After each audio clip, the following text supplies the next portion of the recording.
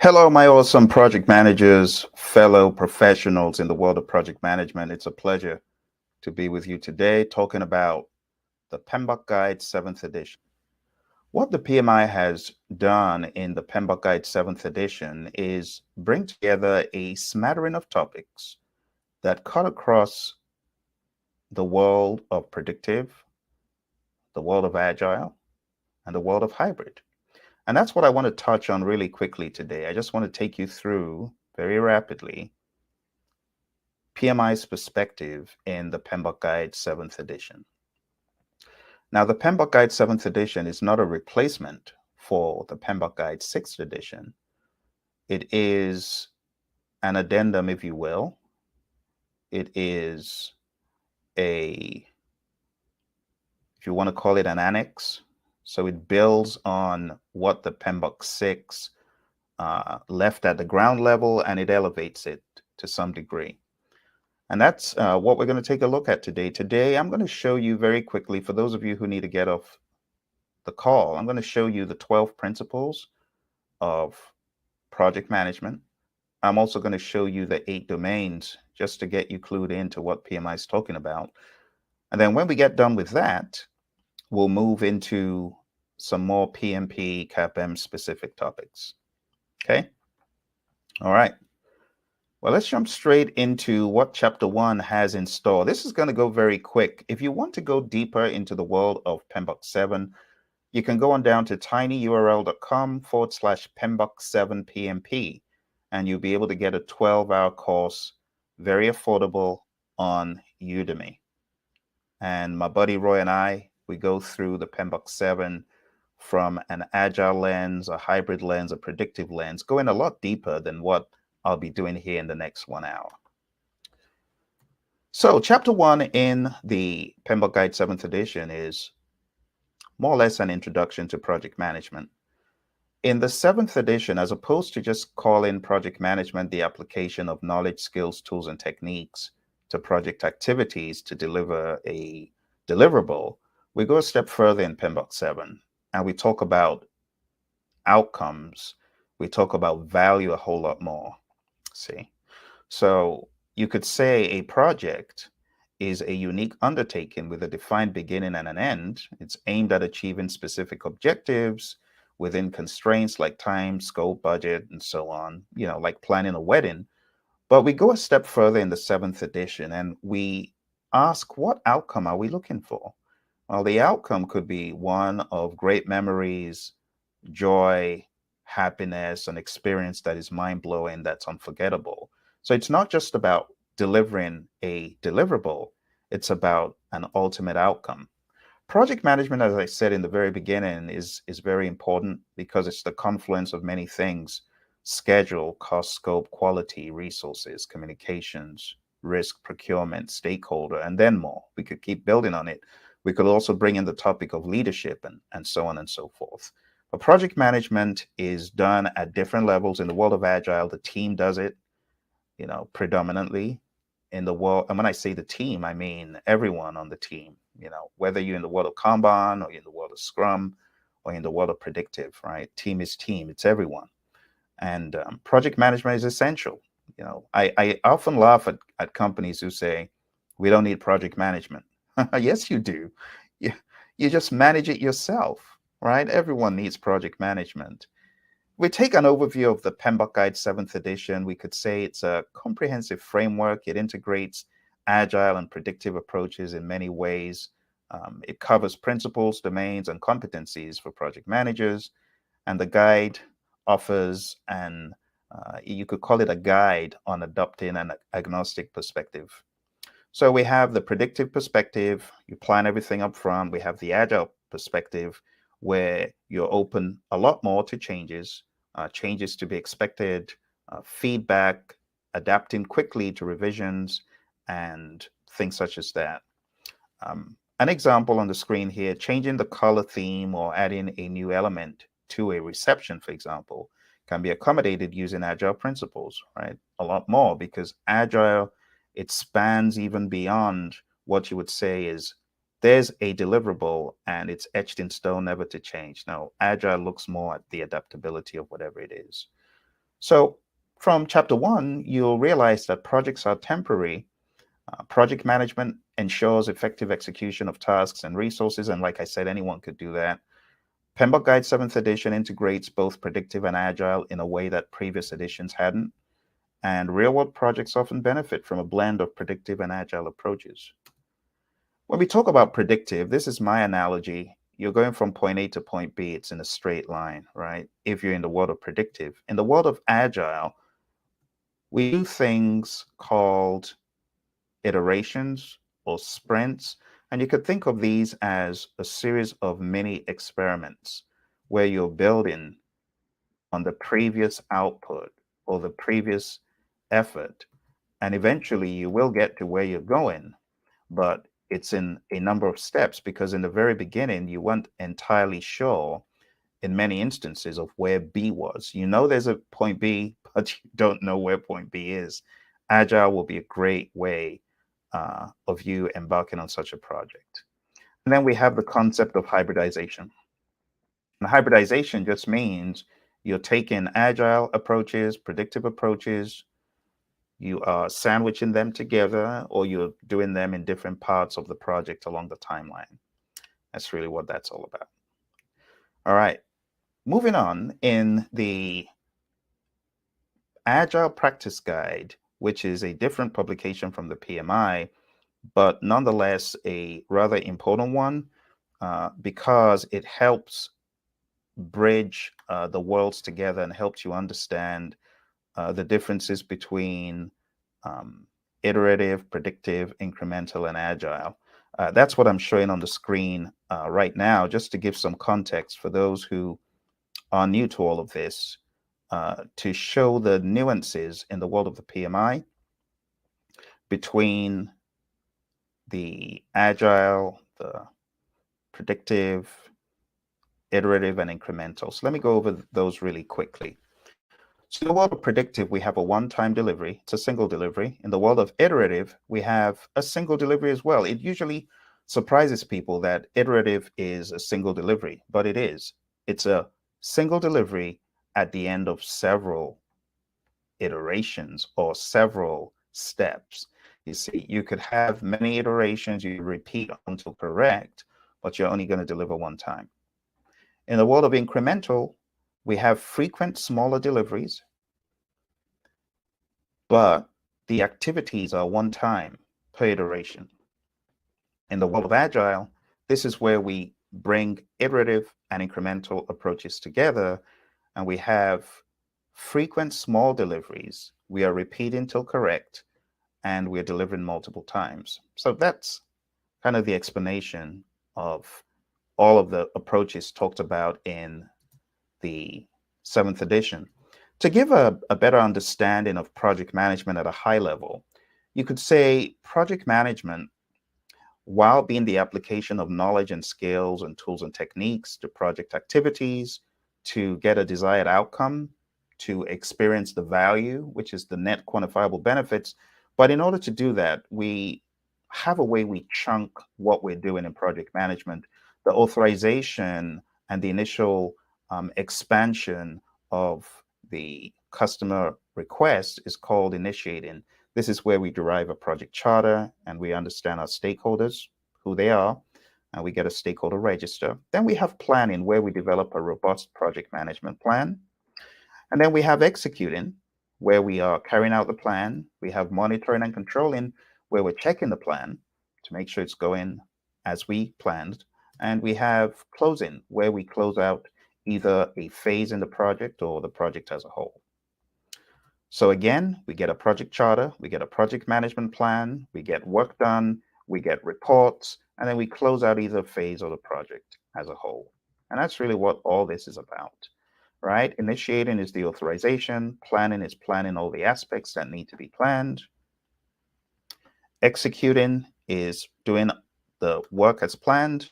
Monitoring and controlling is ensuring the work is going according to plan by generating reports, checking those reports, and sharing those reports. And closing is transitioning the deliverable to the customer, or getting to a point where we call it a phase gate, a phase exit, a phase end review. We also call it a kill point. And there's so many other terminologies that we can use for these points on the project. All right, let's move on to our next slide. So over here, this is where I break down project management into more finer detail. We could break project management down into what we call areas of knowledge. This is talked about in PMBOK 6. So this is just giving you a better idea of the nuts and bolts of project management before we dive fully into the 7th.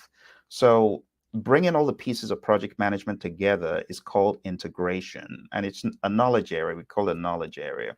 We have scope management, understanding all that needs to be done, schedule management, which is managing the timeline of the project, cost management, managing the budget, quality management, determining fitness for use. What is that? What do we mean when we say a service or a result is fit for use?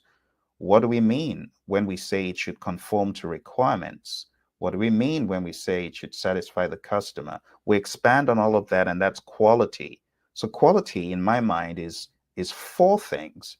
It's fitness for use, conformance to requirements, customer satisfaction, and Kaizen.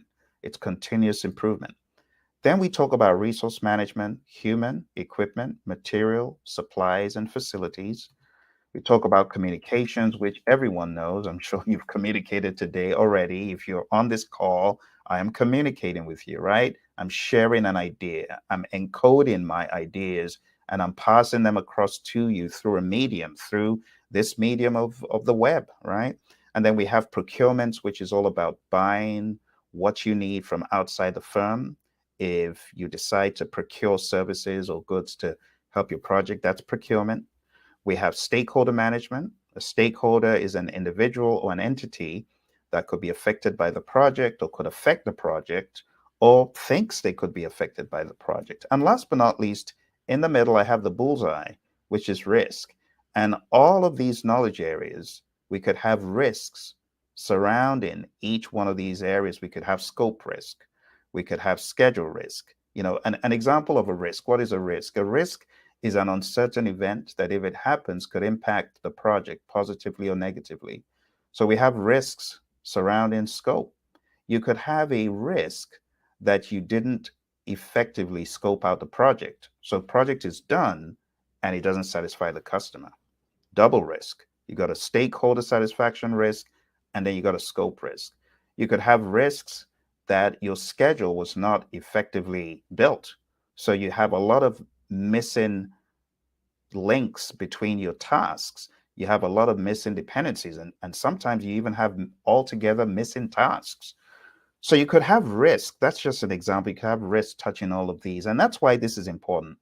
But going a step further, the last layer at the bottom is what we're going into today, and that is the 12 principles of project management.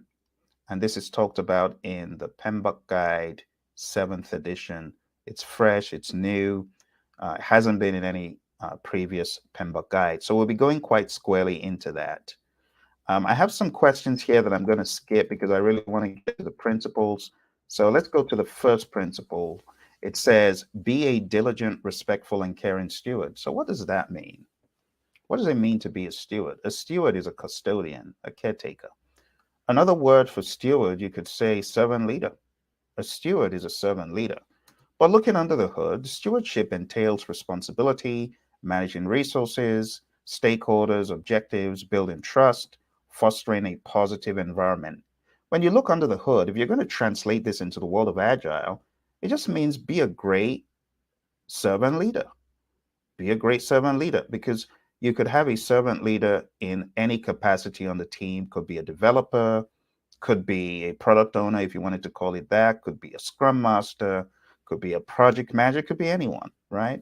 So the mindset is, I should be responsible with the resources that have been entrusted to me. I should viciously protect and guard them. I should treat them as though they were mine. And I should also be aware of compliance and regulatory stuff.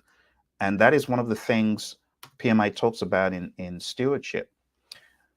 There's a lot of importance when it comes to being diligent, not cutting corners, having respect for the resources entrusted to you, and care.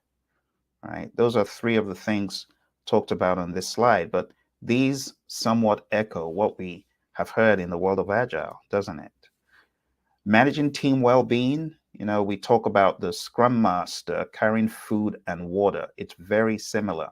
A lot of people find it strange when I say carry food and water. They think it's a joke. It's not a joke. I mean, you got a development team slugging it out, pounding away at all that code or whatever they're developing, be it a technical document, be it a product, whatever the case. But the servant leader needs to have that mindset of stewardship to be able to serve those on the team. That's really what this is about. And then going a step further, the servant leader, the steward, understands the importance of not only governance, but regulatory issues and ensuring that you are adhering to those. All right. So in the world of predictive, we typically say plan the timeline, allocate resources, track progress. In the world of Agile, create a flexible plan.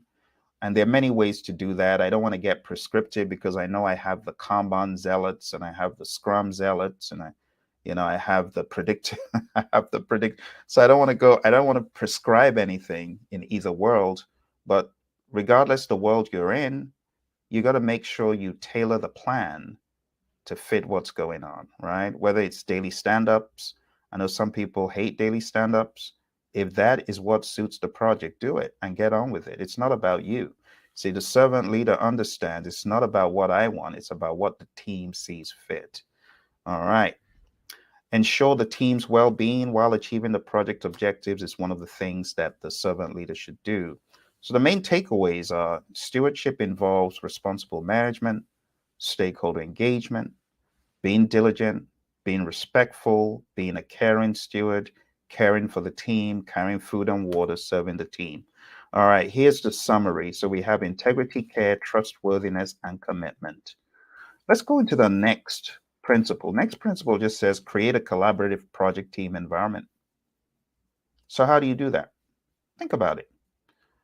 If you are a servant leader, you should ask the question, how can I create a collaborative project team environment? Number one, in my mind, you got to have a team charter that was worked on by the team, not you alone. Some folks, they want to try the Moses trick. They want to come from the mountain with the scrolls and say, thou shalt do this. No, no, no, that's not going to work. Get the team together and work on it together. Work on a team charter. So team charter, team contract, social contract, team agreement, all alternate terms that we use for these things. But my advice to you would be to work with a team. See, don't do this in isolation. Okay, work with a team. The sun's come out and it's shining so much on my face. It looks like I'm some sort of Casper. No, no, no. I'll try and tone that down in a few moments. But thank you, those of you who are here. Thank you for coming. Thank you, Lawan. Good to see you. Lawan is one of my PMP gurus who got certified this year and has been helping other people get certified. Good to see you, Lawan, and everyone else on the call. Good to see you. All right. So let's move on. Let's move on to 3.2 in a little bit more detail. Beyond having a project charter, my recommendation is to really make it transparent and make it as collaborative as possible by making sure everyone has a voice, making sure everyone is heard, right? Foster transparent communication and just use some effective decision-making approaches. One of the things that happens in a lot of teams when it comes to decision-making is we still have the one person who thinks, oh, I'm meant to make the decision. And that's probably not the best way to do it. I think the best way to do it is to use the approach of consensus and to decide, okay, what does consensus look like for us in this team? You could say more than 50% must agree, maybe 60, maybe 70, but definitely not dictatorship. That's not the best. Cross-functional agile teams benefit from collaboration for enhanced product functionality. There are many tools and techniques for effective collaboration. And speaking of effective tools and techniques, the number of people in their organizations, they still don't believe in turning on the camera. I just turned mine on. Just turned mine on. For emphasis, you should, in my mind, if you're meeting, um, as much as possible. The reason is it just helps to be more transparent and more present. Like imagine I'm speaking to you here and I'm staring outside the window. You see there's a whole lot of sun. But I could be staring outside the window and be totally distracted, and you wouldn't know if my camera was off. But with my camera on, you can see that I am present and um, I am concentrating on whatever is being done. So I would advocate for teams that are geographically dispersed, you might just want to up the ante and say, okay, we're going pedal to metal. This is going to be one of our team charter aspirations to keep the camera on. It just elevates things. The great Professor Emeritus Albert Moravian is in his work, which, by the way, is not a one size fits all. It's not all communication. But when you're communicating high stakes messages, highly sensitive messages, the communication is just amplified by the body language. The body language trumps everything else. So you have 55, 38, 7. So for collaboration, in my mind, if a team is not in the same place, co-located, my aspiration would be to have some sort of video conferencing going on. All right, let's move on. Leveraging collaboration tools and predictive, use collaboration tools for task allocation and progress monitoring. In the world of Agile, use Kanban boards for transparency and continuous communication. All of the events that we typically carry out in the world of Agile, it just gets us further ahead when it comes to collaboration more swiftly and efficiently, in my mind. Like, why would I meet for 2 hours a week when I could just meet 15 minutes a day? And then even limit the risks, minimize the risk of being misaligned. You know what I mean? So these are some of the things we use in predictive and in Agile. Main takeaways for 3.2 here: collaboration is essential, and without it, a project could end up going to the dogs, could end up failing. So I highly encourage team collaboration, transparency. If you're co-located, use the concept of caves and commons. There's times that you may want to retreat into your cave, but then have a common area where the team can interact and get a lot more done. 3.3, effectively engage with stakeholders. How do you effectively engage with stakeholders? Well, there has to be a number of things. Let's skip this. There has to be a number of things. There has to be engagement in a medium that the stakeholder prefers. If your stakeholder prefers live engagement, being there, you got to be there.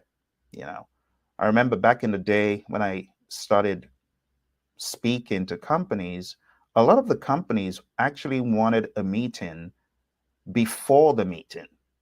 And the reason for that is different stakeholders have their own preferences. And a lot of stakeholders, they understand the power face-to-face. They just get a lot more assurance. So there were times I would travel out to meet with clients before the engagement, before the talk, before the workshop. And it was just because they wanted that type of engagement. So you got to understand your stakeholders.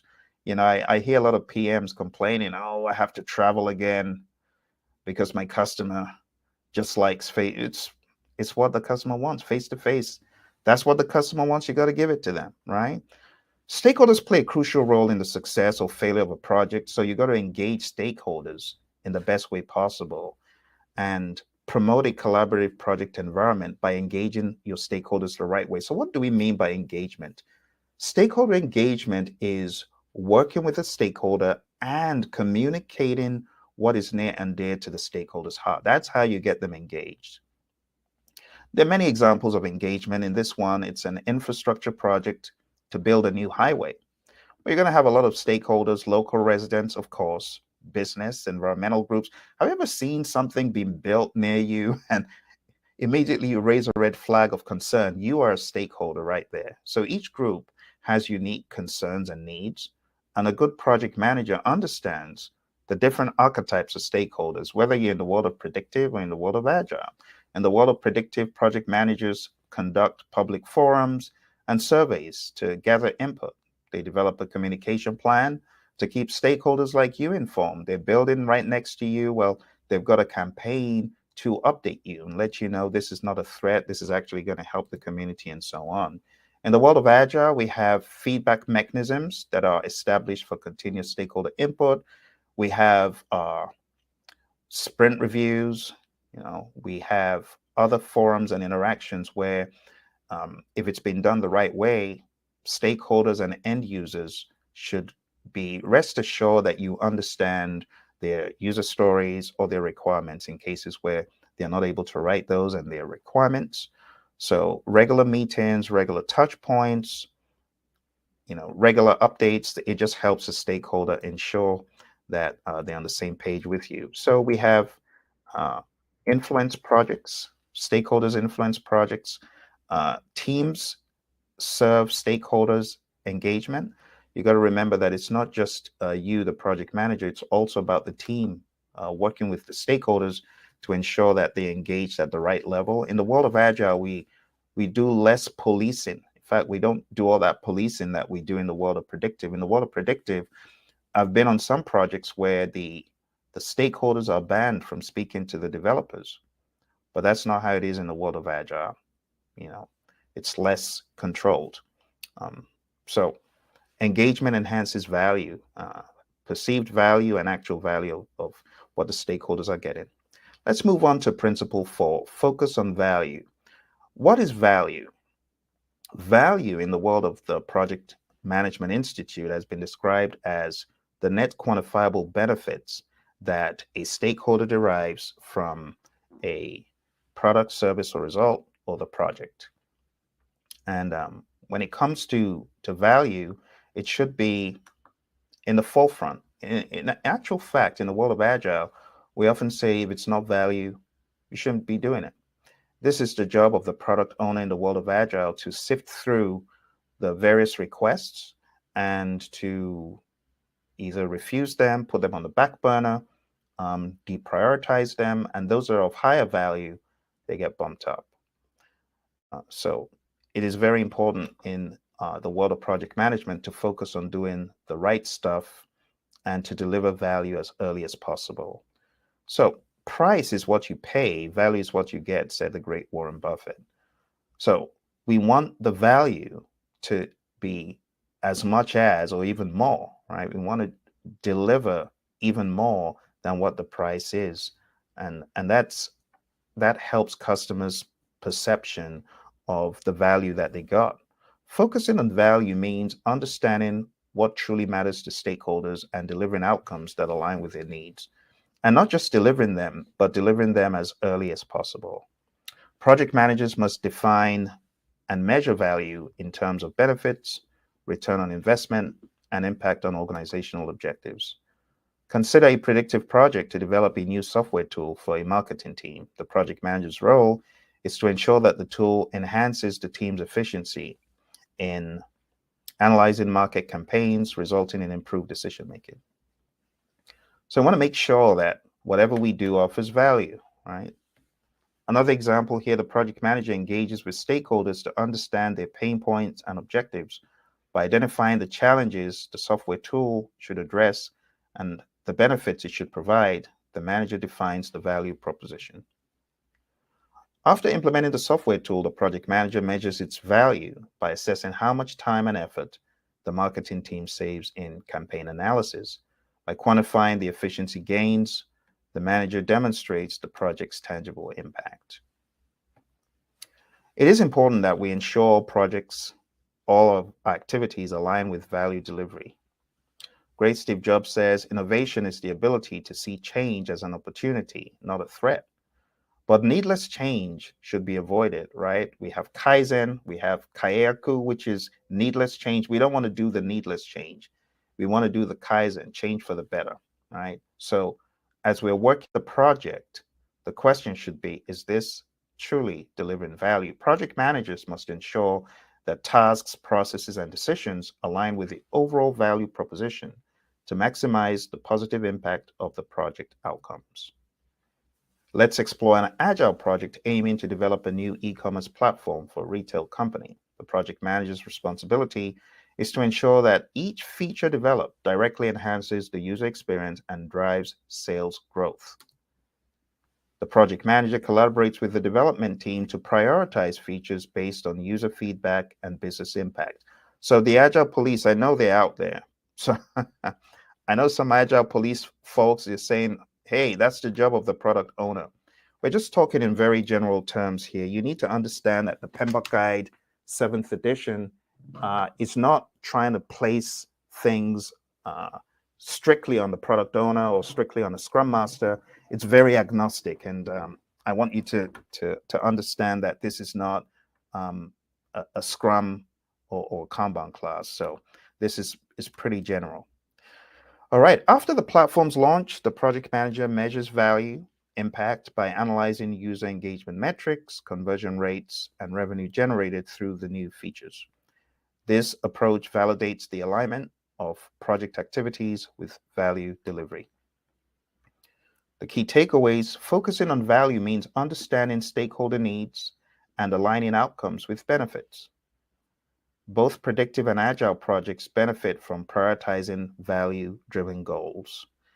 So just remember, value is key. Whatever you do in the world of project management, whether it's an agile or predictive approach, you got to be thinking of value, value, value. Value needs to be the number one thing.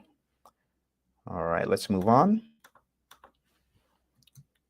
So in summary, value is the ultimate indicator. Value could be realized at any point. Value could be tangible or intangible. Value could be qualitative or quantitatively measured. Focus on outcomes, not only the deliverable, but outcomes, and adapt to maximize value.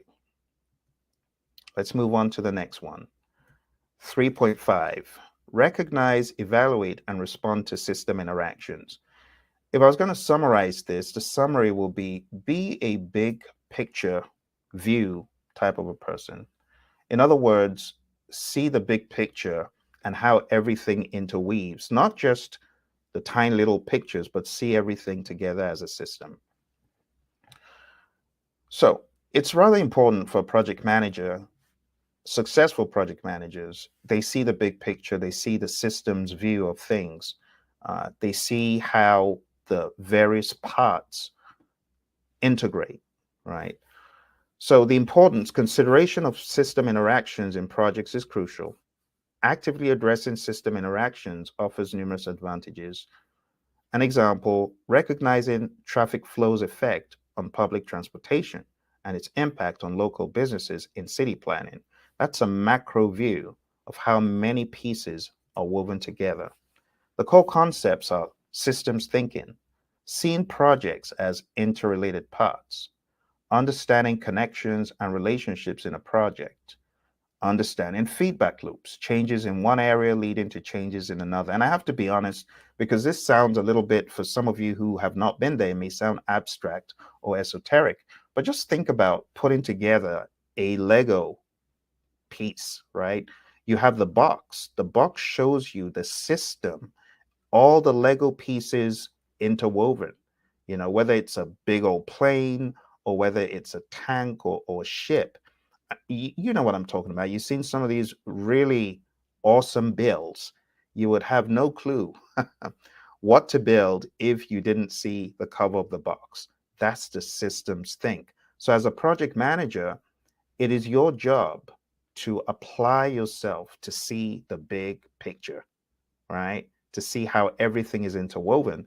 And honestly, if you are not able to see it as a person, as a solo person, that's okay. You're not meant to have all the ideas, right? A lot of instances, you have different people on the project that understand their map of the world, and they bring their piece of the world to the macro view. And you, as a project manager, you should understand that you don't always have the answers. But if collectively as a team, you're able to see how all the pieces fit, then you're in great shape. But definitely as a project manager, as much as possible, try to see the macro elements and see how the micro elements fit to give that. That's really what this is about. All right. Some of the things we talk about here, in addition to feedback loops, are resilience, projects adapting to changes for long-term success. An example could be software model changes, construction sequence, marketing efforts, and coastal building designs. And just understanding how everything in those examples interweave. The various tools and techniques we could mention here. And when I say tools and techniques, I'm not talking about PMBOK 6. I'm just talking in general. System maps, diagrams showcasing system components, root cause analysis, risk management, flow charts for order fulfillment, investigating supply chain delays, and backup suppliers. Think about some hypothetical case studies, right? A manufacturing company revamped the production line, leading to a 20% output increase. In order to pull that off, you got to be able to see all the parts in that system. Or in a software company, ensuring seamless integration between software modules, you've got to see the big picture. So as a project manager, it's one of the things you're expected to do. Even if you need a lot of help from other people to see it, I encourage you. You know, we talk about expert judgment in the world of the Project Management Institute. An expert judgment doesn't come from one person, it could come from a number of people. So I encourage you to think expert judgment as coming from a variety of sources. All right, let's move on. So the summary is it is important to see things systemically. Don't just be a micro view project manager, be a macro view project manager as well. Be able to see the entire system and work with the team to envisage what that should look like. There are going to be challenges, right? Obstacles such as resistance to change could prevent a vision from coming together like it should for you to be able to see what the system looks like. Strategies like continuous training and open communication does help when you're trying to see things more systemically. So a few more tips before we move on. A project is a system. So you got to see the different parts of the system. Systems thinking is really more like having a holistic view, as I gave the example of the Lego box, and systems constantly change. So be aware of that. And you as a project manager and as a team, you should be ready to respond to system interactions, right? There's a tendency to get frustrated in an inexperienced lens of project management. If you're not that experienced, you could get really frustrated when you see things around you changing. But part of this new world of PMI is to enable change, to embrace change, and to effectively manage change. And this is part of it, systems thinking. All right, let's move on to number 6. Demonstrate leadership behaviors. What exactly is leadership? Well, leadership is all about influence. John Maxwell, my mentor, he says a true measure of leadership is influence. It's nothing more, nothing less. It's all about how you can positively, impactfully influence the team. How do you impact the team? Well, you start off with your position, but your position is not enough. You got to grow beyond just saying, I'm the project manager. Okay, well, you may be able to influence me a little bit by saying you're the project manager, but it's not enough. You got to build trust. You got to be likable. No one wants Oscar the Grouch as a project manager. Be likable, then begin to win small wins with a team, right? Then bigger wins. You know, no one gets the maximum amount of influence by doing Mickey Mouse wins, you know. All respect to Mickey, right? Mickey's a rock star, but you know what I mean. I'm talking about the small wins. Small wins are good, but we can't stay in the small wins realm forever. We got to build with a team, right? And then you gain more influence by affecting individuals, people, by giving value back to people, by being there, being a team player. You affect your peers by being a team player. You affect management in different ways by lightening the leader's load, by letting the leader know what they may have been blindsided by. These are ways that you can increase in leadership. So effective project management combines leadership and management. There's a difference. Leadership is all about relational. Management is all about keeping the status quo, keeping the systems and the structure. And there's a place for that. I want to make it clear that leadership and management are not at war with each other. There's this misnomer that they are. They're not at war with each other. Leadership is all about inspiring and guiding the team towards a shared vision. Management is all about planning, organizing, and controlling project activities. And it's okay. There's a place for that. Okay. They're not at war with each other. Demonstrating both qualities is important. On a complex software project, leadership, inspiring the team with a clear product vision, clarifying the vision as much as possible, and management, organizing tasks, monitoring progress, ensuring adherence to the process. Both are important. There are different ways we could look at leadership, right? The different leadership styles, transformational, servant, situational, they all have their place. And then we have the Hersey Blanchard model, which is very much tailored to the idea of dynamic situational leadership. And a great leader understands this and they're able to adapt their approach. Am I going to be more directive? Am I going to be more supportive? Am I going to be very directive and very supportive? Or am I going to be a whole lot less directive, maybe laissez-faire, right? So as a project manager, you need to understand you got to adapt. You can't have a one size fits all for every situation, for everyone, every time. That is going to lead to failure. In the world of predictive construction, say a predictive construction project, build a new hospital, transformational leadership could be very helpful in the planning phase.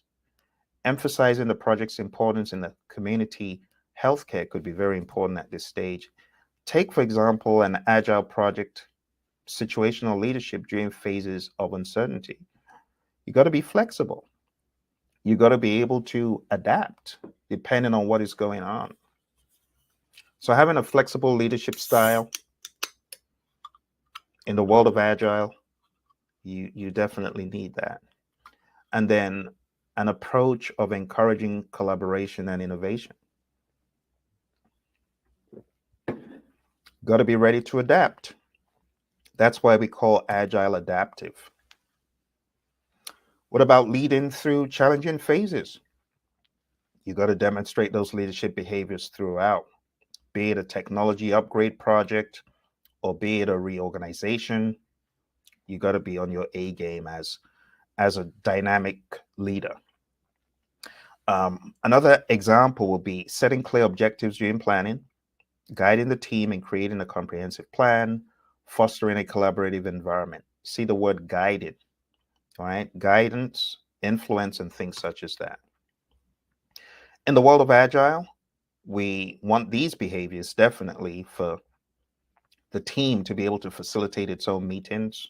We want to empower the team, remove obstacles, ensure that communication is transparent, and adapting to changes. These are ways that we show leadership.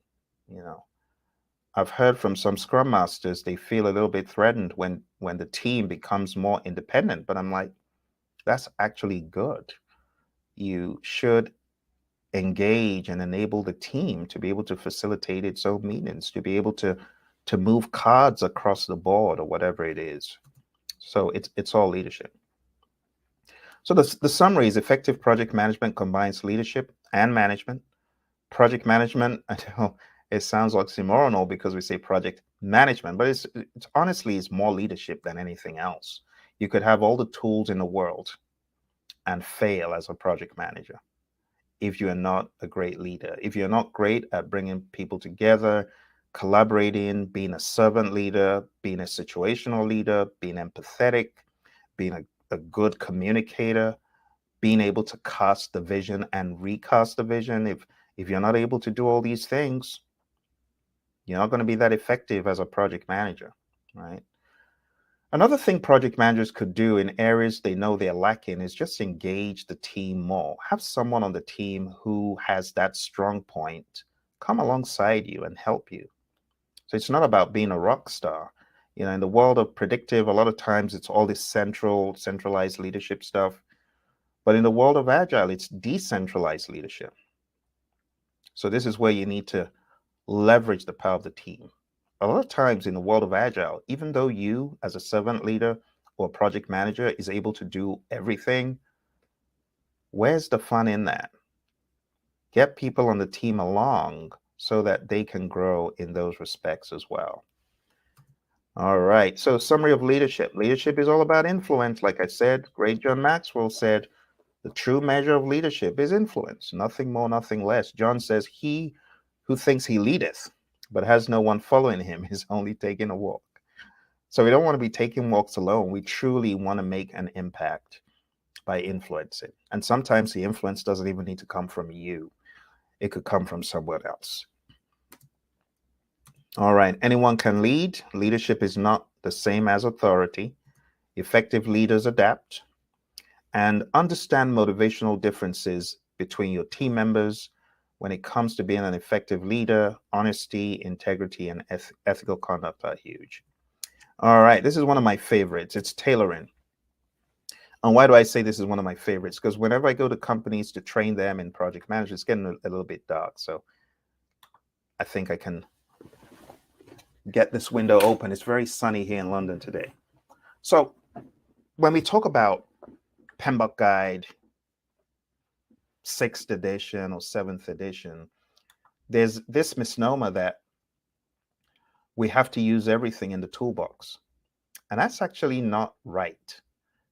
You don't have to use everything in the toolbox. There's something called tailoring in the world of PMI. And tailoring just means you are adjusting the tools, the techniques, the methods, whatever you use as inputs and so on to your project. That's all it means. So the good news is there's a lot of tools. The even better news is you don't have to use all of them. You tailor them based on what you're working on. So tailoring based on context is all about customizing your project approach like tailoring a suit. Core concepts: understand the project goals and the desired outcomes, understand the stakeholders, understand the project's environment and the constraints, and then you know which of these pawns on the screen to choose. Am I going to choose this one or this or this? It really depends on what you're working on, right? There are different objectives for product launches, stakeholders in city park projects, regulated project environments, and budget constraints could all be factors in determining which tools am I going to use in this specific project. Here's another example: agile approach for tight deadlines, quicker iterations and feedback. You don't always have to do a 2-week iteration or a 4-week iteration. Have you ever thought of doing a 1-week iteration? Have you ever thought of doing a 3-day iteration? You got to tailor this stuff, whether you're in the world of predictive or in the world of agile. When it comes to risk management for uncertain projects, you've got to prioritize risk identification and mitigation. When it comes to communication for complex environments, you got to really prioritize making it as crystal clear communication in intricate settings. An example here is agile for software projects with tight deadlines, risk management in research and development, and communication in multinational projects. Those are things you want to look out for even more. Tips for the application of the idea of tailoring: you got to be flexible and adaptable. And my major tip for you in the world of tailoring is give it up. Just give it up and let the team decide. Don't dictate what you think is the best, especially if the team is a mature team. You can ask the team, what approach do you think we should use? Or which tools do you think we should use? All right? And let it be more of dialogue. So stakeholder input, regular engagement to align with project objectives. Sometimes the stakeholders even know what they want to see used. An example would be on certain government projects, the stakeholder, the government, they know what their work breakdown structure should look like. So they request that your work breakdown structure conform to the CWBS, the contractual or the contract work breakdown structure. So tailoring, it cuts across whether you're in predictive, whether you're in agile. Also apply common sense, right? Why on earth do you want to use TCPI, CPI, SPI, EV, ETC, EAC on a 2-day project or a 1-week project? It doesn't make sense. Before the metrics are here, your project is over. You get the point. Okay. So summary is emphasize tailoring based on context. There are a lot of PMs who think they have to use every single process and every single tool, and you don't.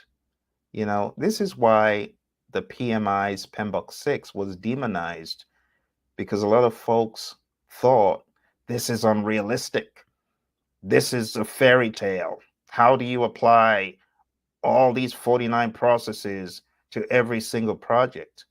And unfortunately, those folks, they missed the memo. they missed this principle that said tailor. All right, you get the idea. Let's move on. So each project is unique. Success is based on adapting. You got to use the most appropriate method and understand that tailoring is iterative and continuous. Moving on to 3.8, build quality into processes and deliverables. So what are we talking about here? What is quality? I've already given you the 411 on quality. Quality is all about fitness for use, conformance to requirements, and customer satisfaction. If you're really doing a good job in quality, you should have checked the boxes and then gone a step further to say Kaizen, continuous improvement, right? So don't just stop at fitness for use, conformance to requirements, and customer satisfaction. Go a step further and, make it even more profound by throwing in the Kaizen clause. All right, so you got to build quality in. So building quality in is important, because if there's no quality, you're likely to not have stakeholder satisfaction. You ever been to your favorite restaurant and they served you and you looked at the food and you're like, my goodness, this is garbage. I've never seen something so horrendous. This isn't quality. Again, fitness for use, conformance to requirements. If those two are missing, it's likely that customer satisfaction is going to be missing. And it's likely that that establishment is not practicing Kaizen. So all those are important. The benefits: integrating quality throughout the project. When you are building the right stuff, that's step one. When you are checking to make sure you're building the right stuff the right way. And step three is making sure that what was finally built does indeed conform to what the definition of quality is. Example: quality in car manufacturing ensures customer satisfaction and reduces post-sale issues. But I put it to you that quality started right there on the shop floor. With the very first widget, the very first bolt, the very first tire, quality should have started there. Core concepts: when you're fulfilling customer or user requirements, got to think quality right from the get-go. Building the right stuff is quality, right? We got to work on systemic actions to achieve a desired outcome, a desired result. The deliverables in this context are going to be the outputs produced by the project. Examples could be smartphones, software development steps, and tangible project outputs. I once went to a store to fix my phone. This phone. This is a true story. I hope my friends from Apple are going to watch this, because I want to have a go at the people at Apple. I love Apple. my iPhone. I went to the Apple store somewhere in Arizona a few weeks before flying down to London, and I wanted a simple service. I knew that my battery was messed up and I just wanted the battery to be replaced. But they unceremoniously dismissed my request and said, nah, that phone won't work.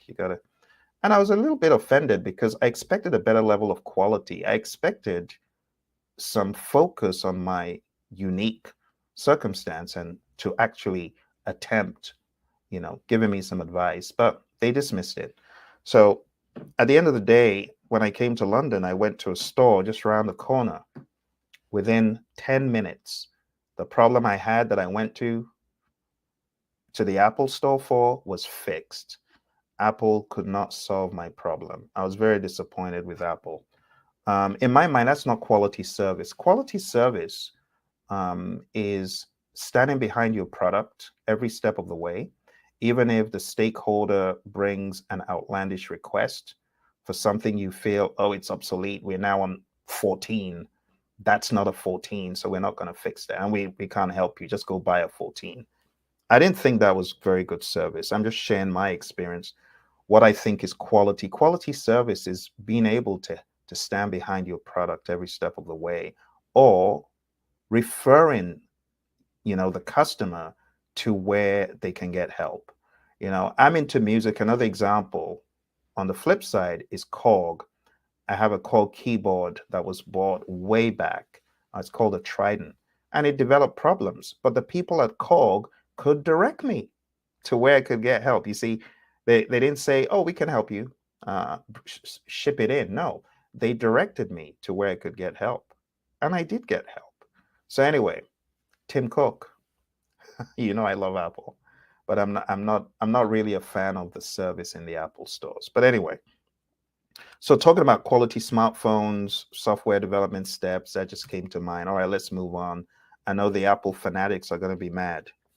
I'm an Apple fan too, but just not a fan of the service. When it comes to tools and techniques, quality planning, identifying and strategizing for project quality requirements, quality assurance, monitoring and evaluating the project for quality adherence.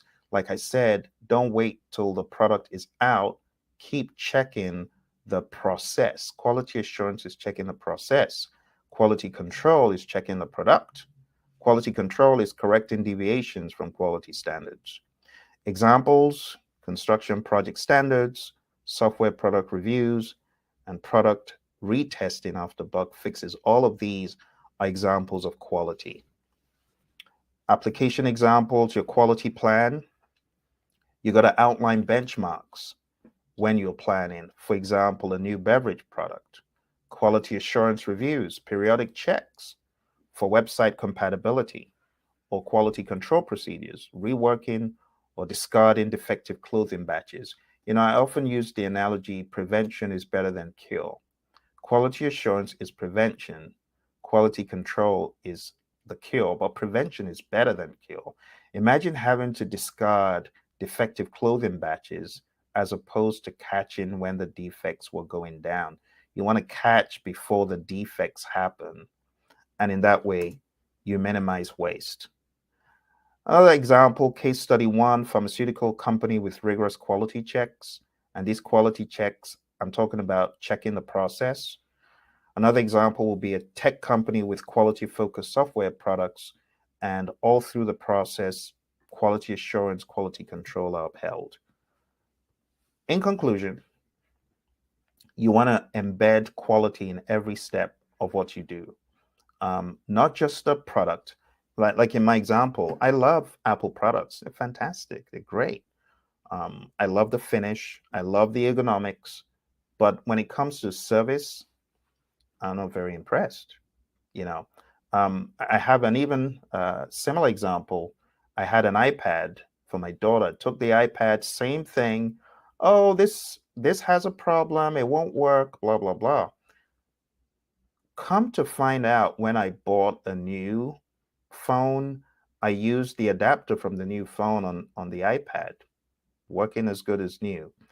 The service was not what I expected. So quality is fitness for use, conformance to requirements, customer satisfaction, and Kaizen, continuous improvement. And trust me, if your customer is not satisfied, quality has not been achieved. It's a very individual perspective, which is why I encourage project managers to think of quality from that unique project's lens. All right, so quality is satisfying stakeholder expectations, fulfilling project and product requirements, meeting deliverable acceptance criteria, and project quality, effective and appropriate processes being included in the project. Not just everything under the sun, but having the right processes in the project.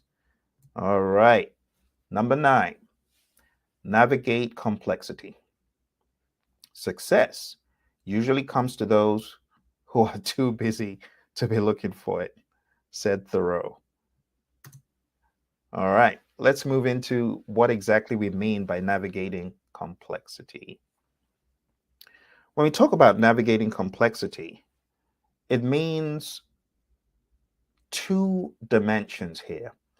You can have technical uncertainty and you can have requirements uncertainty.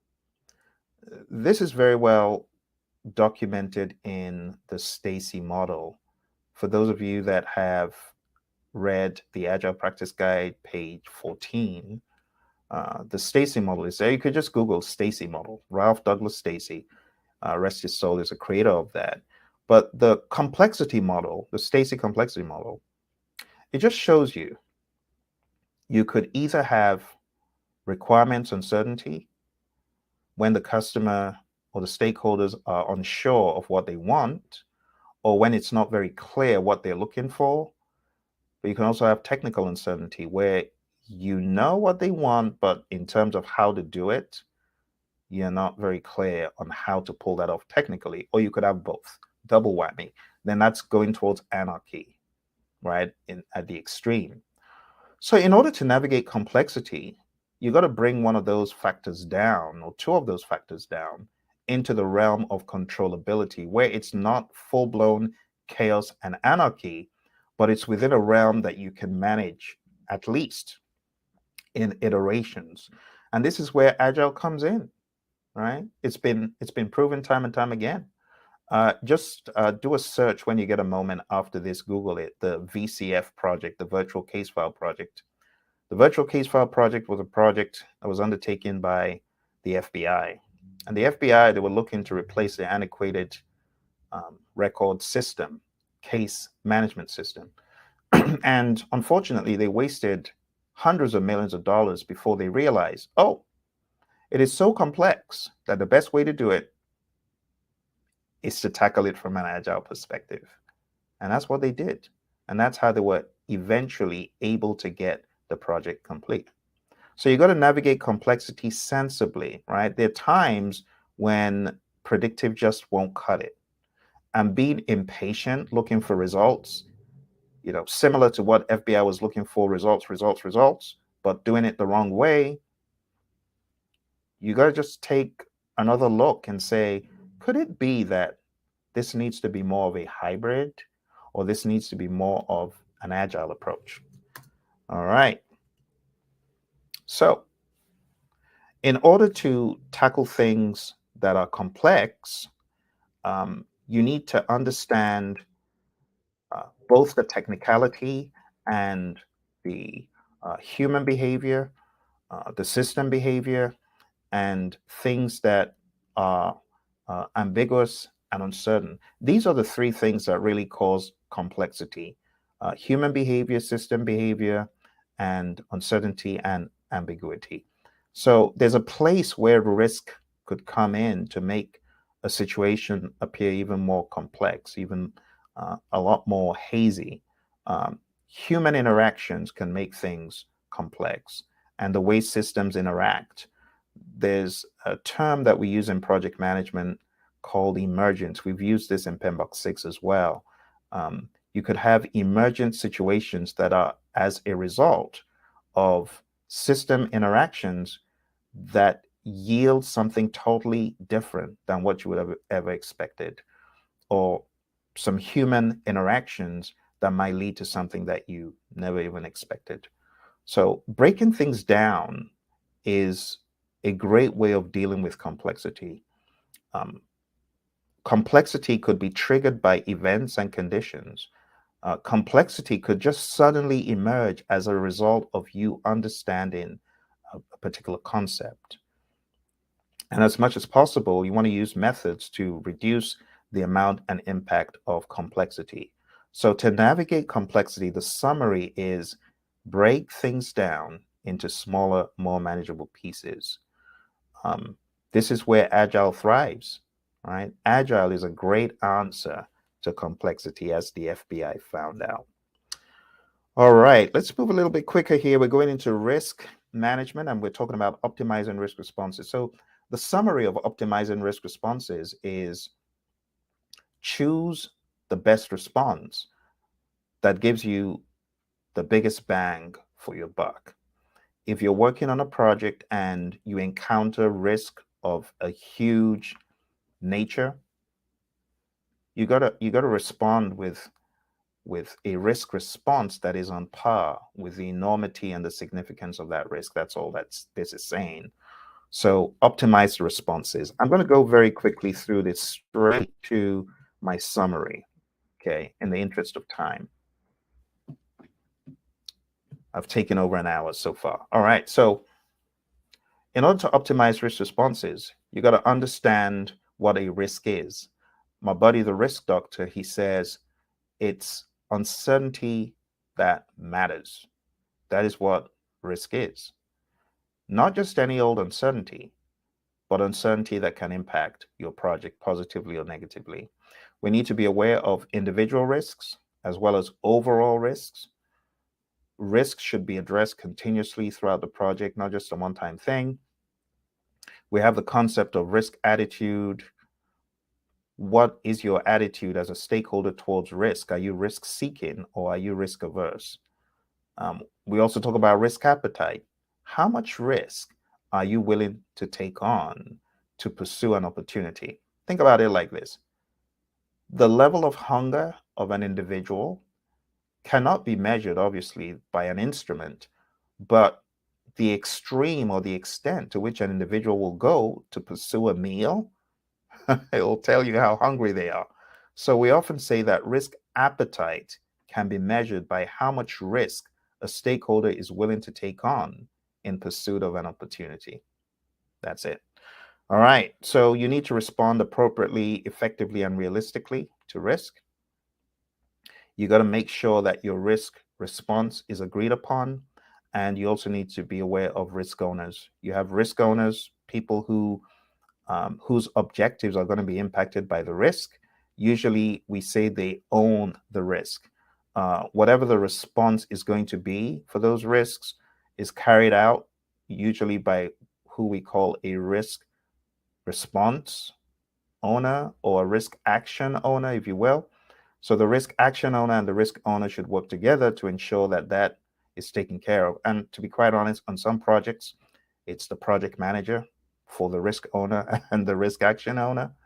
But on some projects, you may have a more robust team where different individuals can do that. All right. Let's move to number 11. Embrace adaptability and resiliency. Again, I'm going to go straight to my wrap up. For those of you that just come in, we're taking a look at PMBOK 7. For those of you watching after the fact, if you wanted to go a little bit deeper into this stuff, you can find my PMBOK 7 training program. It's 12 hours. You can find that on Udemy with my buddy Roy. All right, number 11. Embrace adaptability and resiliency. Adaptability is all about you being adaptable to respond to change. And we have so many examples of companies that were not adaptable and companies that were adaptable. Case in point, Blockbuster. Blockbuster is an example of a company that was not adaptable, and therefore they were not resilient either. They did not stand the test of time. When technology changes, when there's that baton change, you can tell those who were adaptable and those who were not. Another case in point would be Kodak.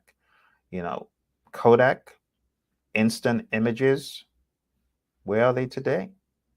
No, the big kahuna are the iPhones, the Apples of this world, the Samsungs and the Android manufacturers of the world, but Kodak is nowhere to be found. I could give you example after example. Toys R Us is another example. When the world of commerce changed to be heavily online, Toys R Us, they faded out. And you have the likes of Amazon, who were there. And we could go on and on and on. So, two things. One, adaptable, right? The ability to respond to changing market conditions, changing technologies. Let me have a go at the resistance, the AI resistance. A lot of AI resistant people out there saying, oh, AI is going to take my job, so I hate it and I'm not going to learn it. AI is against the human race.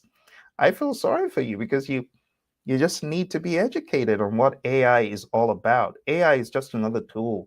In my mind, it's like drawn carriages by horse versus a car, right? How has the car taken away the job of the horse? Or how has electricity taken away, the jobs of the candlestick makers? I mean, come on now. Get with the program. It's technology. So being adaptable and resilient means you're adaptable to respond to change.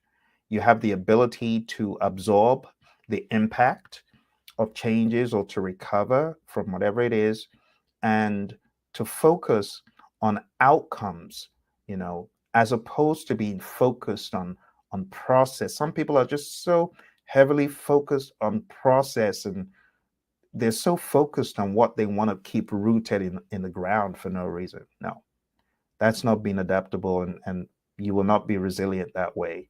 So be adaptable, and that helps resiliency. Part of being resilient, part of your game plan to be resilient should be to be agile. Mike Tyson said it well. He said, everyone has a plan until they're punched in the mouth. So what happens? You're on the canvas. Where's your little plan? You got to be adaptable. You got to be ready to change your plan. That's all I'm saying. Okay, I'm obviously passionate about that one, as you can tell. Let's go to the final one. Final one in the principles. Enable change to achieve the intended business value or the intended future state. Because when you think about the future state, it really boils down to the value that you're seeking. So you got to understand the link between outcomes and value. Right? George Bernard Shaw says progress is impossible without change, and those who cannot change their minds cannot change anything. Like I said before, this section on AI, you got to welcome that change. So enabling change means ensuring that projects deliver outcomes aligned with business goals. You got to enable change to get to that future state that you're looking for. Consider an organization's initiative to adopt environmental friendly practices by implementing a waste reduction program. The project manager's role is to ensure that the waste reduction measures are effectively integrated into daily operations, realizing the intended value of sustainability. But you see, if people don't comply, that future state isn't going to be achieved. If people don't value that change and you're not able to effectively sell it and effectively lead as a servant, people aren't coming for the ride, you're not going to achieve that. During the planning stage, the project manager aligns the waste reduction program with the organization's sustainability objectives by involving key stakeholders early, keyword, right? And establishing performance metrics. The manager sets the foundation for achieving the intended business value. Talk about the world of Agile.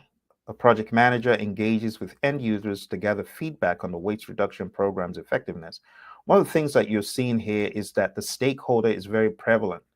In order for you to enable change, you've got to get stakeholders along for the ride, right? By quickly adapting strategies based on user insights, the organization can achieve the desired sustainability outcomes. Let's go straight to my summary for all this. We don't have a whole lot of time. I've already taken an hour of your time. So, enabling change to achieve the envisioned future state. There's got to be a structured approach to change, right? Regardless the model you're following, whether it's the ADKAR model, whether it's the FEPIMS model, whether it's John Carter's model, whether it's the General Electric, model, whatever model you're using, just have a model. And at the forefront of whatever model you're using, put people first. You want to bring SAP into the firm, put people first. You want to introduce a new initiative in the firm, put people first, right?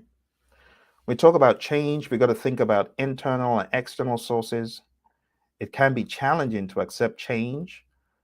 We talk about the Kubler-Ross curve or the J curve, and it just shows the valley of despair that some people could go into when there's change looming.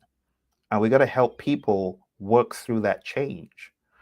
When we're trying to change too much too soon, it could lead to change fatigue and you burn your people out. It's not a good thing. Baby steps when it comes to change. Baby steps. Okay. Like I said, stakeholders are at the forefront of any change. And if your stakeholders don't buy into it, you bang your head on a brick wall, nothing's going to happen because the people aren't going to come for the ride. You know, John Maxwell, he says, people buy into the leader first and then the vision. So hopefully by the time you get to this fork in the road where there needs to be change, hopefully you've built enough trust equity as a project manager or as a leader with your people for them to know that you don't mean harm, right? For them to know you don't mean harm in the change that you're trying to introduce. All right, we are at the end of the 12 principles. We took a little bit over an hour to do that. At this point, I'd like to shift gears here and I'd like to go very quickly into a different topic, and that is the performance domains. We are literally going to whiz through this. I'm not going to spend too long on them. Hopefully we can do this again some other day. So let's jump in. All right. At this point, I'd like for you to ask any question. You got any questions about the content that I've covered so far? Please feel free to put them into the chat. Again, I want to say thanks for all those joining. Thanks to LinkedIn user. I hope you're well, and everyone else who joined and who, I know that this is peak time, you know, for those of you on the East Coast and those of you on PST, you're just getting to work. So I know that many of you are going to be watching this after the fact, but don't hesitate to drop me a question, and I'll be very happy to answer the question. But let's jump into the stakeholder performance domain. The stakeholder performance domain is all about being in the world of your stakeholder. That's really the summary of the stakeholder performance domain. Living in the world of your stakeholder and having empathy. In the world of Agile, right? If you wanted to transform this into an Agile ideology, you could just say this is customer collaboration over contract negotiation. That's the mindset. I am going to collaborate with my customer to get a win-win. What does it say in the principles in principle 1? Right? My Agile aficionados, I know you're out there. Your highest priority is to satisfy the customer through early and continuous delivery of valuable product. That's the mindset. That's the summary. So if I was going to give you the 411 of the stakeholder performance domain, it would be this. Number 1, intentionally identify your stakeholders. Who could this project affect? Who could be affected by the project? Watch this. Who thinks that they could be affected by the project? They're stakeholders as well. And it's your job to effectively engage and manage the involvement. You know, sometimes you just got to stem certain stakeholders' involvement because it's too much. They almost want to take the team's job. And no, we don't want that. They're eager beavers. And you can understand their interest, but sometimes you got to effectively manage the engagement, right? And then the next thing you do is you engage them. And lastly, you check to ensure that you are engaging them at the right level. Say 4 things. 1, identify the stakeholders. 2, plan how to engage them. 3, engage them. 4, monitor their engagement. That's it. And this is where your understanding of previous editions of the PMBOK guide come in, because it gives you a more structured framework. It's not just full of bullet points and great ideas. No, it's very structured, which is why I'm giving you the 4 main things. All right. And that's pretty much it. Identifying and analyzing stakeholders is key. When you understand the stakeholder, then you can better plan how to engage them. Then you can better engage them. And then you can monitor to make sure the engagement is appropriate and it's right on par with what you need. All right. So I'm going to skip some of these. We have some great tools talked about here, like stakeholder mapping. We could use a stakeholder power interest grid. We could use a stakeholder engagement assessment matrix. There's so many things, but I'm going to skip those because I'm pressed for time. Let's go on to number 2, team performance domain. If I was going to convert this team performance domain idea into the world of Agile, I would just say build projects around motivated individuals. Right from the get-go, you got to get the hiring right. You know, my mentor, John Maxwell, he talks about getting the right people on the bus. But not just getting the right people on the bus, he also goes further to talk about getting the right people on the bus in the right seats. So it's twofold. They got to be a fit for the organization, but they also got to be a great fit for the team, you see. So getting the right people on the bus, getting the right people on the bus in the right seats. How do you do that? This is a news flash for my friends in HR. Begin to understand that when you're hiring people into a firm, you're not hiring people into a firm alone. You're hiring people onto a team in a firm. So how about getting the people that they're going to be working with involved in the hiring process? You know, a lot of you from HR, you already got the memo. You already do this. You already do this. And kudos to you if you're doing it. If you're getting the team that is the team in focus involved in the interview, bravo, you're doing the right thing.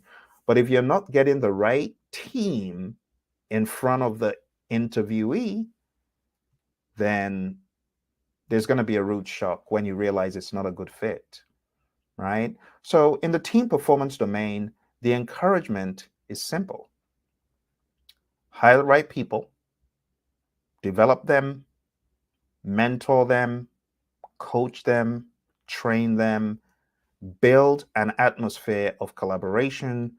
Like the Agile Manifesto tells us, give the team the environment and support they need, trust them to get the job done. Let me give you a 6-step process overall when it comes to the concept of resource management. Number 1, plan. How do we get the team members we need? How do we get the people we need? That's number 1. Who do we need, right? And then, in addition to that, have some guardrails in place. Have some team agreement, some team contract, social contract, ground rules, and things of that nature. You may choose to have those in place. Like if they're just 3 or 4 team members, well, the sooner the better, right? Get a contract in place, social contract, team contract, same thing. And you can just Google this. If you haven't seen what a team agreement looks like, Google it, you'll find examples. But that can be the beginning because a team agreement is not etched in stone, it evolves. So every so often, have the team come around and decide, is this still good? Do we need to add some other things? Maybe definition of ready is obsolete. Definition of done might be obsolete in that particular charter, and you might need to renew them and things like that. How to resolve conflict, communication in a team, the Elmo concept, right?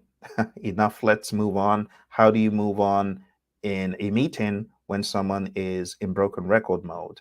And things such as that. Friendly fines, friendly penalties.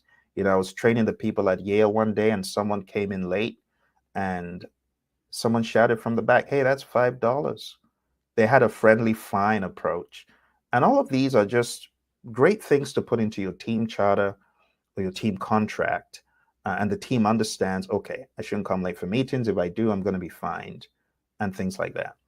Right? So one, plan how and who you need. Two, do an estimate, a very good estimate of resources that you need.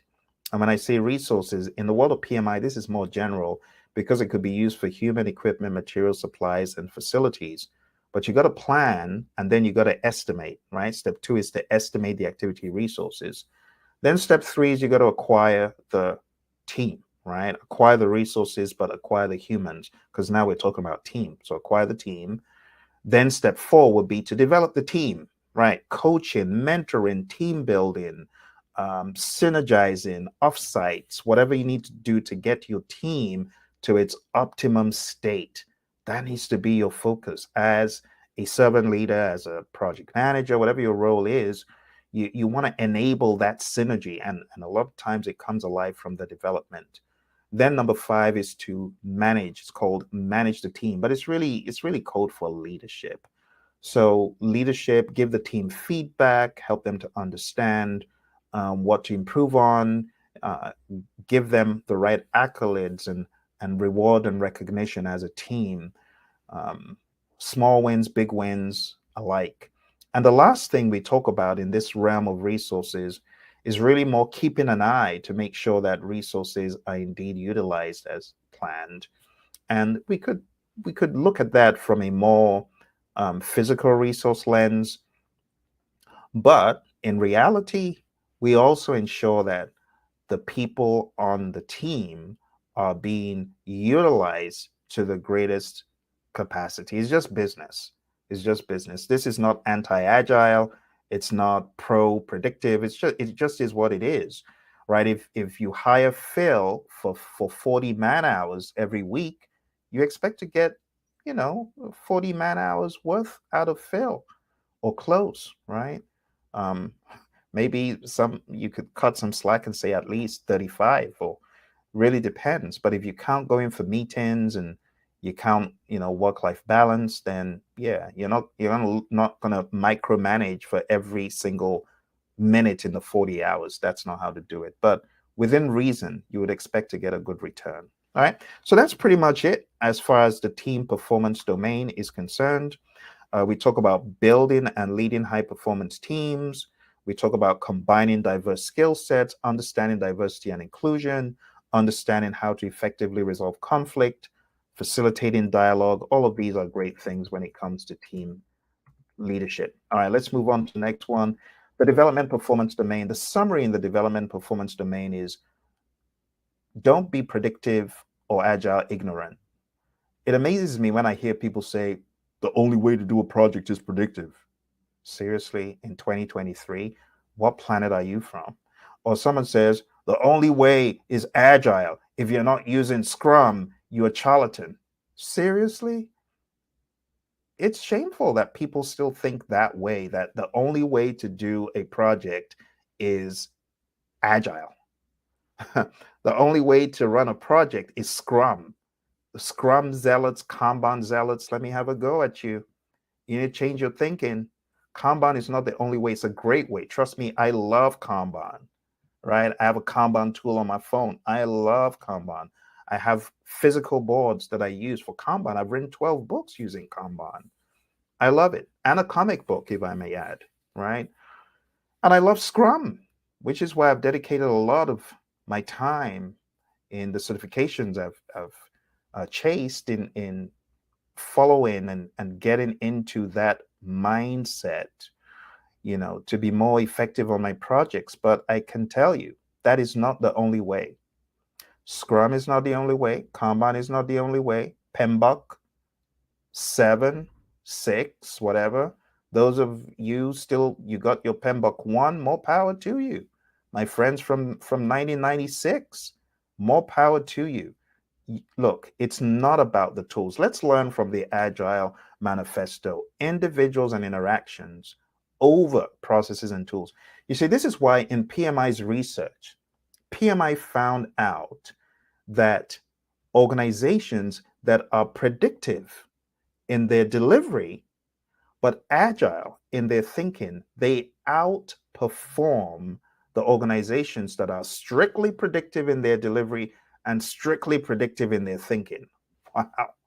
You mean just having an agile way of thinking, even though I'm delivering predictively, can change the value and the outcome? Absolutely.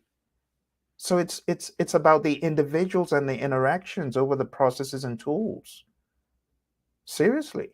Which is why when I see the horrendous images of scaling, or what is supposed to be scaling, I just say no, I'm sorry. That's safe stuff. That's not agile. You might as well just call it something else, but that ain't the agile I know. The agile I know is adaptable, it's flexible, it's malleable, it's moldable, and I know that the safe zealots are out there, and it's just the truth. How do you read the Agile Manifesto and reconcile the 4 values with that stuff? How do you? How? Let's be honest. Call a spade a spade. Call it something else. Call it high, but don't call it agile. So you got to be really honest as a professional. When you take a look at what you're using, you could use a predictive approach. You could use an agile approach. You could use a hybrid approach. But don't try to hoodwink people calling what is not agile agile. That's what I'm against. I know a lot of people have found success using a smattering of tools, and it's okay, but let's not mislead people by saying this is agile and it's not. So when it comes to the development performance domain, what PMI is saying here is you got to choose what makes sense for your unique circumstance, your unique project, because it's not always predictive. All right, I'm going to get off my soapbox. So I'll be here till tomorrow. Let's just move on. Let's go on to the next one, planning performance domain. The planning performance domain just sensitizes you to plan what is needed. Plan what is needed. Plan using a mindset of the variables of integration, scope, schedule, cost, quality, resources, communication, risk, procurement, and stakeholder. There are 10 of them, right? So when you plan, put on the thinking hat of scope, schedule. There's going to be interchange. You're going to have cycles of repetition. Scope, schedule, cost, quality, resources. You're going to have cycles. The misnomer that I'm done with scope, then I move into schedule, then I move into cost. It's wrong. No, that's not how it works.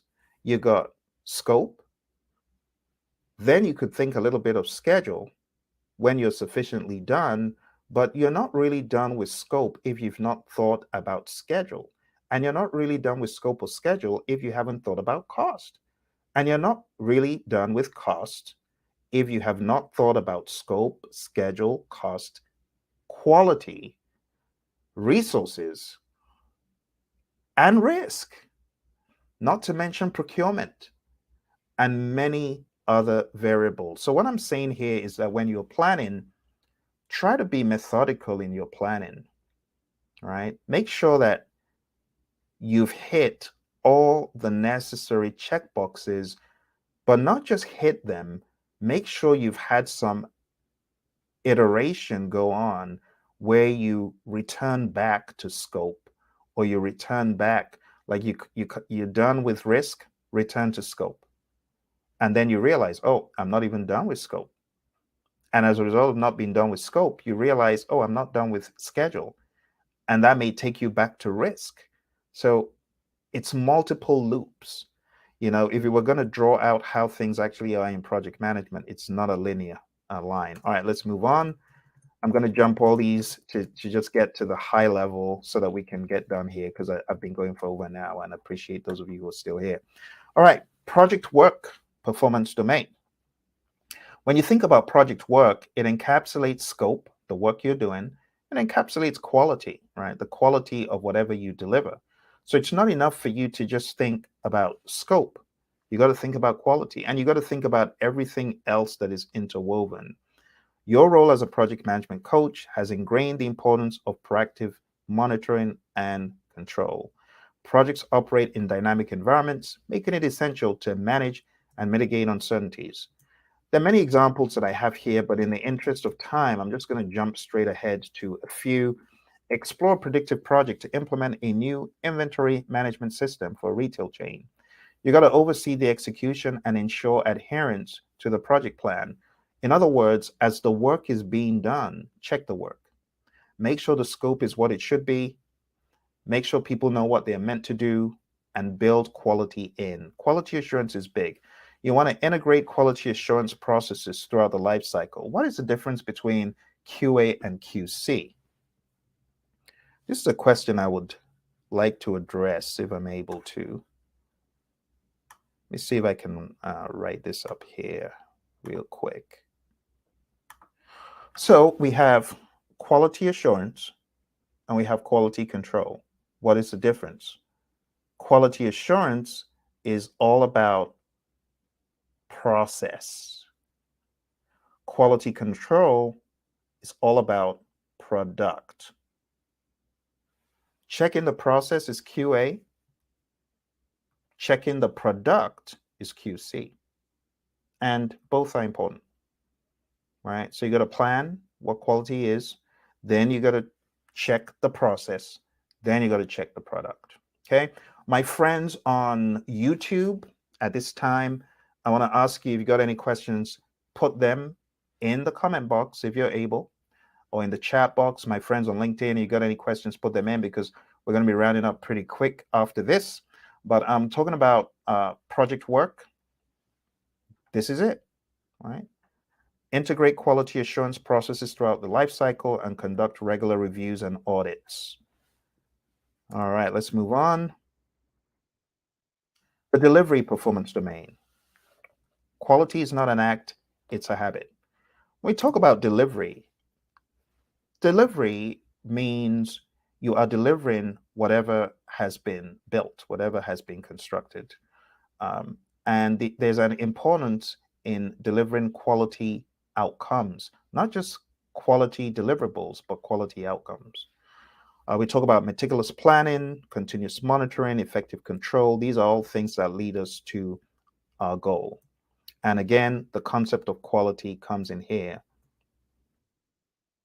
Okay, I'm going to jump to the end. The journey of project delivery is continuous. Now, when we talk about delivery in a predictive environment, we often talk about just a one-time delivery, but in the world of Agile, delivery is looked at as being continuous in some instances, but also very regular, okay, in others. Okay, getting ready to round up here. We've got two more. We got the measurement performance domain.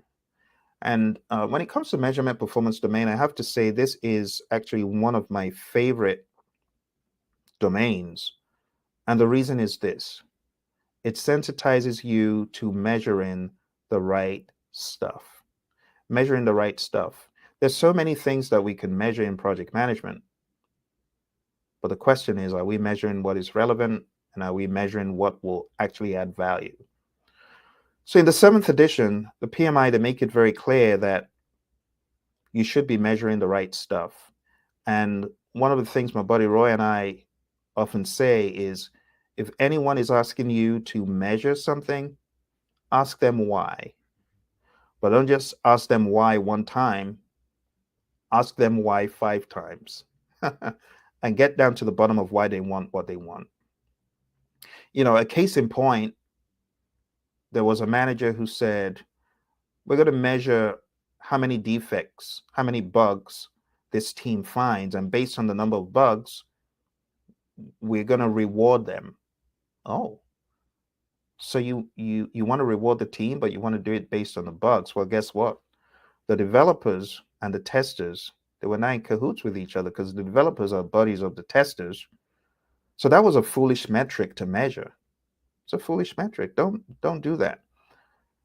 Make sure that you're measuring the right stuff for the right purpose. That's the summary of the measurement performance domain. The measurement performance domain wants you to understand there's such a thing as a vanity metric. The vanity metric, it has measurements, quite all right, but it does nothing. It offers no value. And it's like measuring the wrong thing. We don't want to do that. Okay. So we want to make sure that we're measuring the right stuff. That's the summary of the measurement performance domain. Measure the right stuff. Understand that it's continuous. Measurement provides a foundation for informed decision making. We're not just measuring for nothing. We're measuring for improvement purposes. We're measuring so that we have the right data and information to get to our future state, whatever that may be. I'm going to read a little bit from PMI's PDF, free PDF, by the way, that you can find on PMI's site about the domains. And it just says, measurement involves assessing project performance and implementing appropriate responses to maintain optimal performance. The measurement performance domain evaluates the degree to which the project deliveries and performance are meeting the intended outcomes. Having timely and accurate information about delivery and performance allows the team to learn and determine the appropriate action to take to address current or expected variances from the desired performance. All right, so now you've gotten the idea about measurement. Let's move on to our final one. I'm going to skip all this great stuff. We'll tackle it probably some other time. But let's go to the uncertainty performance domain. The uncertainty performance domain is the final one. In the midst of chaos, there's also opportunity. When we talk about uncertainty, bear in mind that we can have positive uncertainty. We could also have negative uncertainty. So this is all about dealing with a number of things, risk being one of them. Your role as a project management coach prepares you to navigate uncertainty. You really are a coach of sorts, right? You really are a coach. You should be as a project manager, because you should be ready to coach the team. It's like the Scrum Master is a coach for the entire organization. That's something we can actually borrow from the world of Agile. Just understanding that, the Scrum Master is expected to coach the entire organization. Why not the project manager? Why not? We need to acknowledge that projects operate in dynamic environments and understand that we should be proactive in managing uncertainty. So while this is not spelled out as risk, I want you to think about this first and foremost as risk. Projects exist in environments with varying degrees of uncertainty, and uncertainty presents threats and opportunities that project teams explore and assess and then decide how to handle. 7 things you need to do as a project manager when it comes to uncertainties. Number 1, have a game plan. How am I going to manage uncertainty in this endeavor? That's number 1. Number 2, identify the uncertainties. In all of my years of training project management, the sad reality is I've only had one organization that has said, Phil, come and teach us how to effectively manage opportunities. One out of hundreds. My goodness. It shows how attuned we are to opportunities. Unfortunately, a lot of firms aren't, which is why only one has asked me to do that, a special plastics company. They know who they are. I was really impressed when they asked for that. And I worked with my friend Kik on coming up with a curriculum. You might be able to find some of Kik's work if it's out there, Kikpiney. He's done some work in that regard. So he gave me some ideas on how to put this together, because a lot of people just don't. But when it comes to uncertainties, being positive, you as a project manager needs to spend some time with the team identifying what are the positive uncertainties here. What could we gain from this beyond our wildest dreams? What could go so well that could yield additional business? That's one. That could position us in the marketplace in an advantageous way. Just brainstorm. Have an opportunity brainstorming session and track those opportunities, because you might actually be sitting on a pile of revenues and you're blowing past it because you're only looking at the negative. think about the positive as well. So in this domain, we as project professionals should be thinking about not only the threats, but also the opportunities. It says there are many nuances to uncertainty, such as risk associated with not knowing future events, ambiguity associated with not being aware of current or future conditions, and complexity associated with dynamic systems with unpredictable outcomes, and many others. So, my summary in dealing with all of this, my summary is you got to be agile. If I was going to summarize the entire seventh edition, it would be agility. I would say be agile. I would say be able to respond to change, be adaptable, be open minded. Think about the power of the team. Think about the value of your stakeholders. That's what my summary would be. I'm going to summarize these domains for you. Number one, stakeholder. Think win win. Think about collaboration. Think about collaboration over negotiation. Number two, team. Give the team the environment and support they need and trust them to get the job done. Number three, development approach and life cycle. Be open-minded and agnostic. Stop clinging to process like process is the answer. It's so comical because the Agile Manifesto authors knew that it was not about that.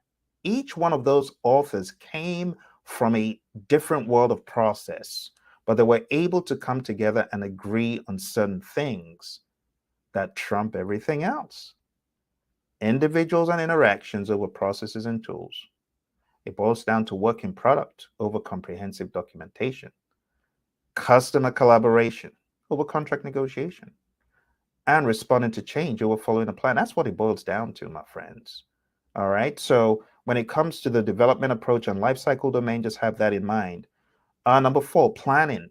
Again, remember, plans are great, but what's even greater is the ability to respond to change. Okay. Plans are great, but be able to respond to change. The next one is project work. Project work is great, but it has to be amplified by collaboration, by transparency, and as much as possible, like I said, those organizations that have an agile mindset, I didn't say delivery, I said mindset. If they have an agile mindset, they are able to better deliver. Just having an agile mindset, it was proven by the PMI. You get better results when you're agile in your mindset, even if you're predictive in your delivery. And that takes us to delivery. As much as possible, seek to deliver in increments. Why should you deliver in increments?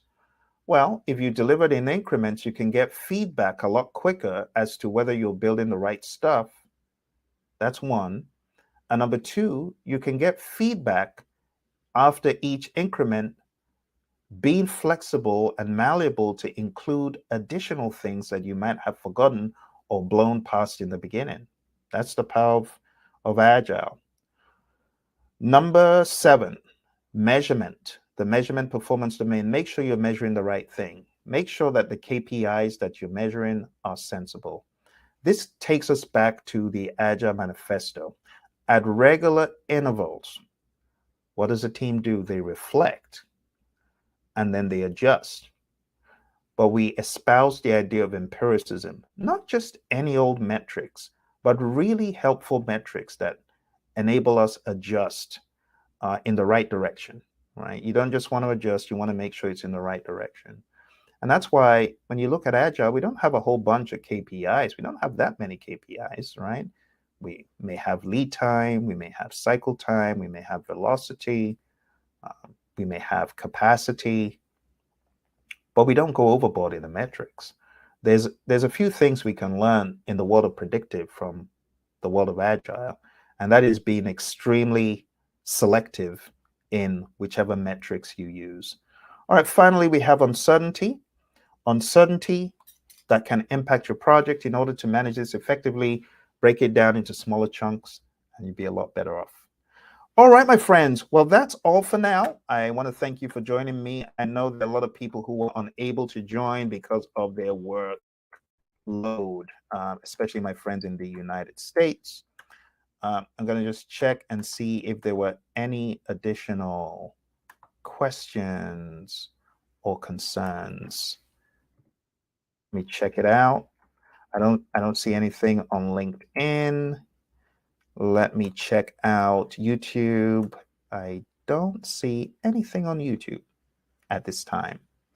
So for those of you joining on YouTube, do you have any questions? Is there anything I can expand on? Oh, the PMP. So when it comes to the PMP, you saw the way I covered content. You saw the way I covered this content. I did not cover this content in a rote inputs, tools, techniques, outputs, methods, models. No. Honestly, that is not really going to help you on your PMP exam. Just being able to absorb what I delivered is going to help you. Just understanding it, just understanding the essence of what I discussed, it could help you on the exam. Thank you very much, my friend. Thank you for chatting in. Appreciate that. Lovato Carter, thank you very much. And everyone else, if you've enjoyed this breakdown, this presentation, go ahead and hit like, subscribe, make sure you share it.